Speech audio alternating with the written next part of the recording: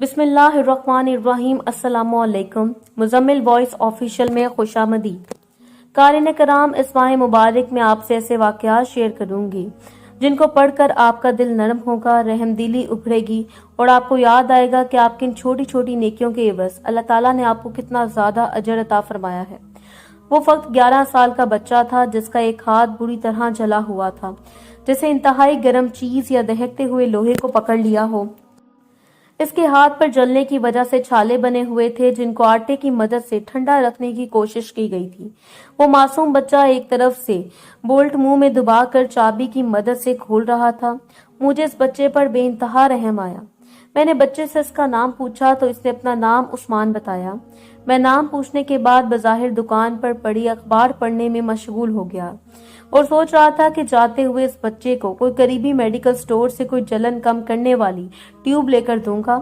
اسی دوران مجھے تراق کی آواز سنائی دی جیسے زناٹے دار تھپڑ کسی کے منہ پر پڑا ہو۔ تھپڑ کی گونج سن کر مجھ سمیت ہر شخص کی آواز کی سمت متوجہ ہوا تو دیکھا کہ دکان کے مالک عثمان کے استاد نے عثمان کو تھپڑ مارا تھا، کیونکہ جو بولٹ عثمان دانتوں میں دبا کر کھولنے کی کوشش کر رہا تھا، دانتوں کی گرفت مضبوط نہ رہ سکنے کی وجہ سے وہ بولٹ دکان کے سامنے بہتی نالی میں جا گرا تھا،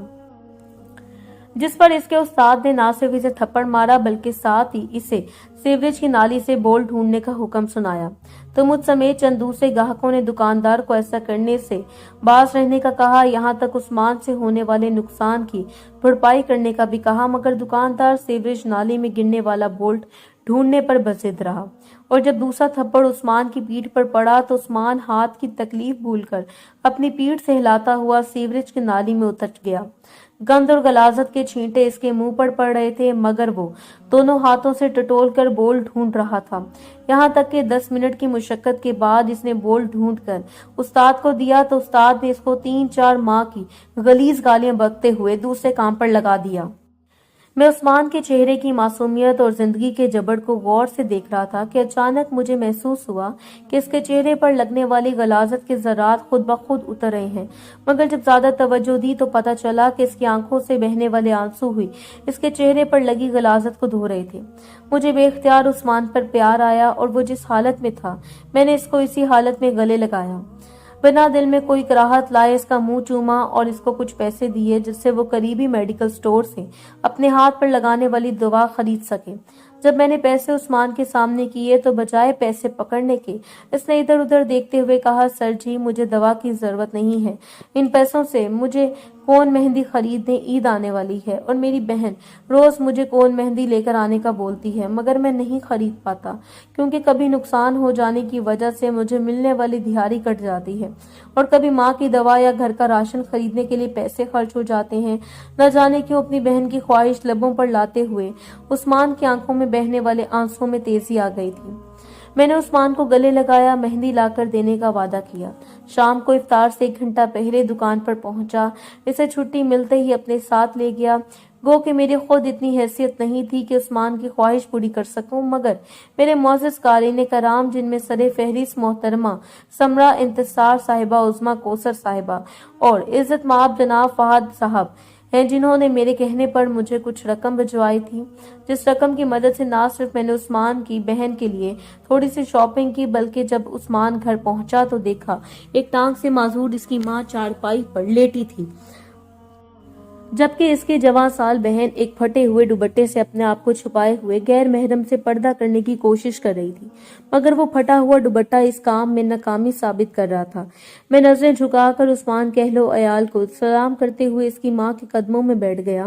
مجھے دیکھ کر اس کی ماں نے اپنی ٹانگ سمیٹی اور اٹھنے کی کوشش کرنے لگی تاکہ مجھے اپنے سرانے بیٹھنے کے لیے جگہ دے سکیں۔ میں نے ان کو آرام سے لیٹے رہنے کا مشورہ دیتے ہوئے بچوں کا تمام سامان ان کے قریب رکھا تو اتنی دیر میں عثمان اپنی بہن کے ساتھ کمرے سے باہر نکل گیا۔ میں بھی عثمان کی ماں سے بیٹھ کر خیر خیریت دریافت کر رہا تھا کہ روزہ افطار ہونے کا اعلان سنائی دیا تو عثمان کی بہن مٹی کے برتن میں نمک رکھ کر لائی تاکہ اس کی مدد سے روزہ افطار کر لوں۔ ساتھ ہی اس کی ماں مٹی کے برتن اور نمک سے روزہ افطار کرنے کے فضائل بتانے لگی، جبکہ عثمان کی بہن کی آنکھوں میں تیرتی نمی ان کی بے بسی بتانے کے لیے کافی تھی۔ اتنی دیر میں عثمان 1 لیٹر والی بوتل لے کر گھر میں داخل ہوا۔ وہ بوتل کے ساتھ دکان سے خریدے گئے ڈسپوزیبل کپ دیکھ کر مجھے اندازہ ہو گیا کہ اس گھر میں مہمان کو پانی دینے کے لیے شیشے کا گلاس تک موجود نہیں ہے۔ میں نے اس بوتل سے 1 گلاس لیا اور پھر سادہ پانی مانگا جو مجھے گھر کے نلکے سے بھر کر دیا گیا۔ میرے پوچھنے پر عثمان کی والدہ نے بتایا کہ گھر اور گھر کا سارا سامان بیچ کر شوہر کے علاج پر لگا دیا مگر وہ بھی نہ بچا۔